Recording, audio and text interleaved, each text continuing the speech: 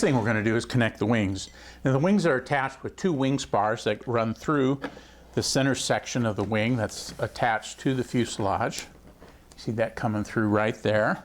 And then the forward spar coming through right there. We've got those about halfway through. Then the next thing then is going to be to slide the wing on. And what we're going to do here is we've got the servo attachments. There's not a lot of extra space right there for the servo attachments, but they're each labeled, as are the connectors here on the center. So it says channel 6 and channel 1. And so as I slide that in, we're going to match it to channel 6 and channel 1. I've changed the orientation of the airplane here a little bit so you can see how that wing is going to come on. And we're going to bring it in and just work it through. Now when I get it to there, I'm just going to come around with my fingers or maybe with a little hemostat or forceps and connect those together before pushing them the rest of the way in. So I've got them connected. I was careful to make sure that I had the wire colors matching on both ends of the servo connector or the extension there, and I'm just going to push them into that center part of the root, kind of rocking it back and forth as it works through. I've got my finger up underneath there to help guide them into the hole. And then as we get close, we've got these little spring levers right here, which is going to connect to the little loops or holes that were molded into this mounting part of the wing. And so I'm just going to push them in tight, and I'm going to move the levers, holding it with my hand, you can see, and then just finish pushing the wing in to make the connection nice and firm. And there we have it. I'm going to go through the same process on the other side now. Now that we have the wings on, let's take a little bit of time and look at what's going on inside the model. Since your receiver is going to be different than mine, and some of the other stuff may be too, I'm not going to spend an awful lot of time discussing this, but just point out a couple of things. First, you can see that I have my receiver mounted here, and what I did is I took a little piece of light ply and just glued it on between two foam edges of the seats if you were to look from the other side. So that made a nice bracket to put a piece of light ply on, which allowed me to mount the receiver out of the way of the battery, which has plenty of room to move back and forth, and that's going to be the primary way that you're going to balance the airplane's fore and aft CG. You'll also notice that I added some little Velcro strips because with these heavier batteries, I don't want them sliding around inside this strap and causing the CG to go out of whack. The other thing that you may notice is right down here I have a universal BEC or UBEC. Most of my larger models that have multiple servos, and this airplane's got 7 servos, I use an external BEC instead of the one that comes with the electronic speed control. That way, if I have a catastrophic failure of the speed control, I still have power to the receiver and all my flight controls, and I can at least try and do a dead stick landing. Now, the other thing I wanted to point out is from the speed control, there are 2 4mm bullet plugs, and they're not in a case, they're just wrapped in heat shrink. And I took some of the heat shrink off the black one right here, and then just made an adapter to a T connector from these HTX 4mm style of receivers here that you find on a lot of different batteries. Now the reason I did that is I like to use a tap. As you can see, there's a little tap that I got at a trade show, and it's got a JST coming out of the top of it, makes it really handy. Then I can just mount a JST, either a pigtail or a receptacle from a construction kit. If you got a bunch of them that you plan to use, they're cheap. You can just put together your own little JST plugs on the wire that comes from the UBEC, plug it in, and you're good to go.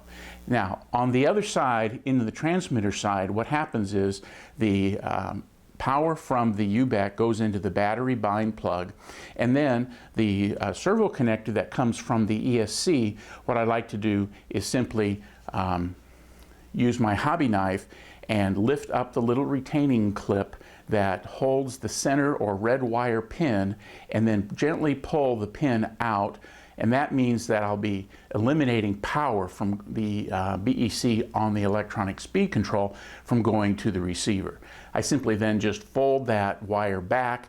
In this case, I used a little piece of heat shrink wire to insulate it and to hold it in place, and that way I can use the ESC for another project maybe later where I might want to use the built-in BEC on that. So I try not to destroy things if I can just kind of isolate them mechanically without cutting wires and that kind of thing. So all in all, stuff went in. There's plenty of room. The only other thing I'd want to mention is that, unless you're trying to mount your receiver down in the fuselage where it would get kind of hard to reach, frankly, you're probably going to have to put some servo extensions on the two channels that are coming from the wings. Flaps are channel 6, the ailerons are channel 1, and to get them up here where I mounted my receiver, I had to put in like 4-inch servo extensions so that I didn't pull them out of the wings or make that connection way too tight for me to be satisfied that they wouldn't loosen during flight. Now, before we close up the hatch, I want to point out one of the little modifications that I often do on battery hatches, whether they're held in place with a spring clip like this one is, or with magnets. And that is, I like to put a piece of carbon fiber along the edge where it's going to clip. In this case, I just dug out a little channel right here and right here with my hobby knife, and then I used some Gorilla Glue, some polyurethane glue, and laid a little bit of glue in there, moistened the carbon fiber strip with a little water, since the humidity here in the Phoenix area is really dry, and then just set it in there and taped it down with painter's tape and waited for it to dry. Then I used some craft paint, in this case a little bit of blue and a little bit of dolphin gray, to paint the tips of these two little nubs so that they're an almost perfect match of this kind of bluish gray color that the bottom of the model is. What that allows me to do is when I put this in and cover the thing up, I get a nice snap close. That's in there really nice and tight. Now when I want to pull it out, if I didn't have these tips on it, I'd be mashing the end of the corner of this piece, and eventually my dirty fingers are going to make prints here and the foam's going to start to collapse. And so by using these little nubs, I'm able to pull the pin back on the spring clip and just raise up on the nub, and that piece comes out. Makes it really handy, and I'm not destroying the foam over time. For a hatch where you don't get into very often, it doesn't matter, but this is where the battery is, so you're going to be in this hatch every time you fly. Now, just about the last thing that we've got to do is to put on the propeller.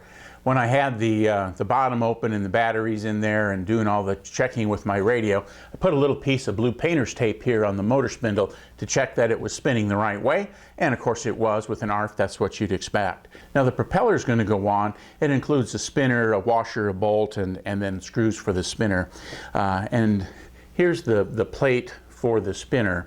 Now, one of the things I found is at the back of the plate here that there was a little bit of plastic that made this hole kind of small, and so based on some comments from other reviewers, I just kind of used my hobby knife here and just kind of carved away that extra plastic for it to fit onto the main motor shaft coming out of the motor here.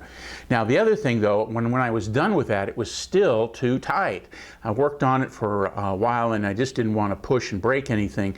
So again, using my hobby knife on the little metal ring itself, I just kind of went through it like this and carved out a little bit of the metal. It's really soft metal. The hobby knife made quick work of it, and I was able to end up with a little bit of shreds there on the tabletop, but I was able to open up this just a little bit.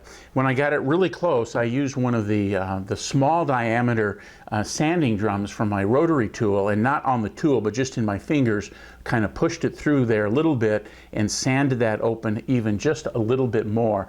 So this was really the only part that I found so far in the kit that just didn't fit and needed a little persuasion to get it on. But with that done, it just fits on like this.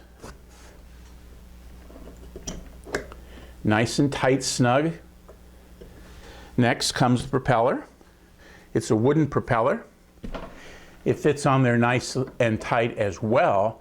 And before I did this, when I was dry fitting things, I took it over and put it on my prop balancer. and it fit on, or it balanced just perfectly, which is kind of unusual. I usually end up having to do a little work to balance props. And so when I had that together, I put a little mark on the spinner plate so that I wouldn't have to do a lot of guessing when I put this the nose piece on while the camera was running, but know that it fits together very nicely, and I know how that's gonna fit. So let me stand up and move around to the front where I can reach the holes, and we'll finish up putting the washer, the bolt on, and the nose cone on. So we've got the propeller mounted. We put the back plate on, the washer, the nut. Then I align the edges of the propeller with the little marks that I had made so that the cover of the spinner will go on easily. Hopefully that's the case. Yeah, very nice. Fits into little grooves and it's looking nice.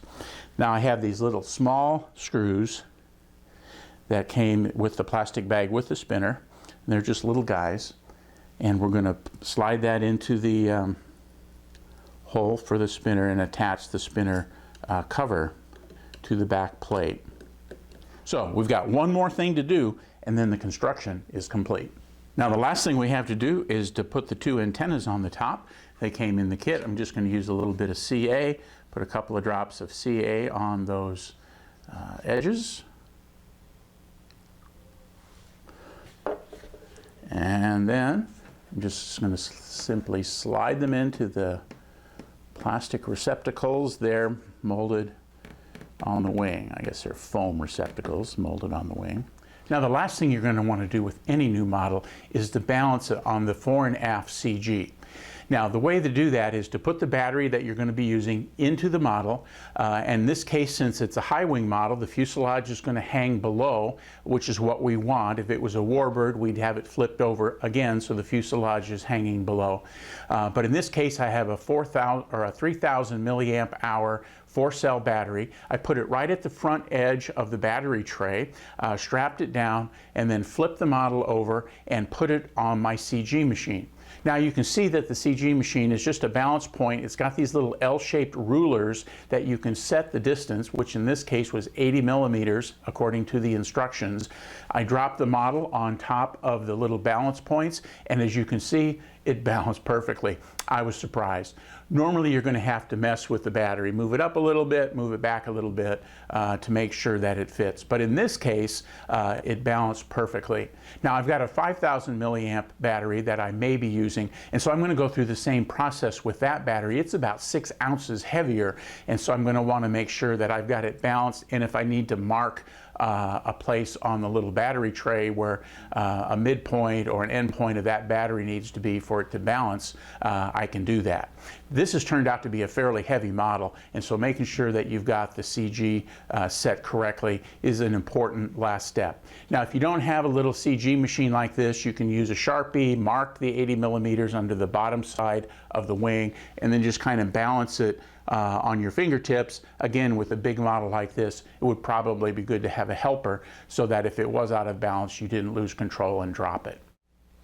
And now, just a couple of quick closing comments about this Dornier 27 from Taft Hobbies. The fit and finish of the foam as it went together was just really good.